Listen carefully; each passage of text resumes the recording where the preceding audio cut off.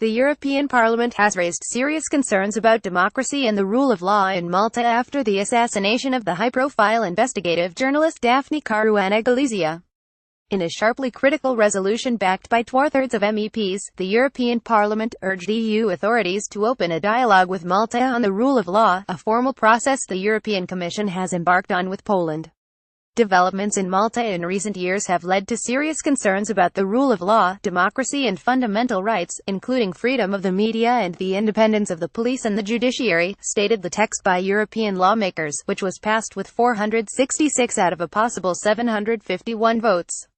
MEPs have also accused Maltese police of failing to investigate several serious allegations of corruption and breach of anti-money laundering and banking supervision obligations, describing this as a threat to the rule of law in this member state. The resolution was passed a day after the European Parliament in Strasbourg named a press room after Caruana Galizia, a mark of honor to the journalist, who was hit by a car bomb last month. Caruana Galizia's immediate family attended a ceremony led by the European Parliament's President, Antonio Tajani. Daphne never grew cynical, she grew more outraged and frustrated, and with every story that she broke, her readership grew large and her readers more loyal, her husband, Peter Caruana Galizia, told an audience of MEPs and journalists at the ceremony, according to the Times of Malta. The latest resolution does not compel EU authorities to act but raises pressure on the European Commission to monitor democratic standards in the EU's smallest member state. The EU has always struggled to police internal standards within member states, but has begun to confront democratic backsliding since the Commission opened an unprecedented investigation into the rule of law in Poland. Both Poland and Hungary have also been subject to MEP resolutions, criticizing Poland's changes to its judicial system and Hungary's treatment of asylum seekers. Daphne Caruana Galizia was dead on the 16th of October. Photograph John Borgap. In a separate resolution, MEPs on Wednesday stepped up criticism of Poland's government over changes to its constitutional court, rebuking Warsaw for not moving to a compromise over changes it said undermine judicial independence and weaken the rule of law in Poland. The Commission has urged Maltese authorities to leave no stone unturned to find the perpetrators of the barbarous assassination of Caruana Galizia.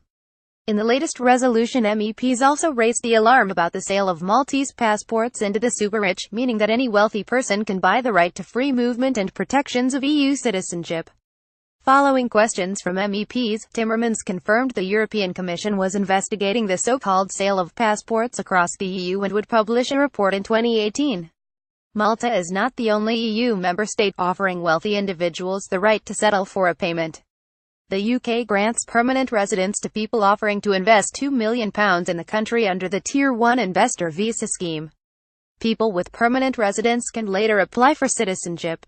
The issue is pertinent for Brussels as holding one EU passport confers the right to live and work in 27 other member states. Member states should use their prerogatives with citizenship in line with their EU and international obligations, Timmermans said. Malta, with a population of 434,000, has a disproportionately large financial center, where some companies have been found to pay as little as 5% corporation tax, far below the headline rate.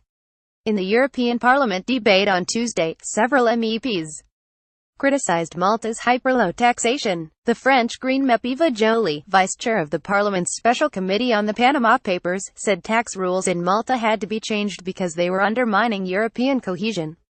Last month, 20 member states signed an agreement to create a European Public Prosecutor's Office to tackle the most difficult cross-border crimes. Malta was among the minority that declined to take part. The resolution was expected to pass as it had the support of groups representing almost two-thirds of MEPs, from the centre-right European People's Party to the radical left and Greens.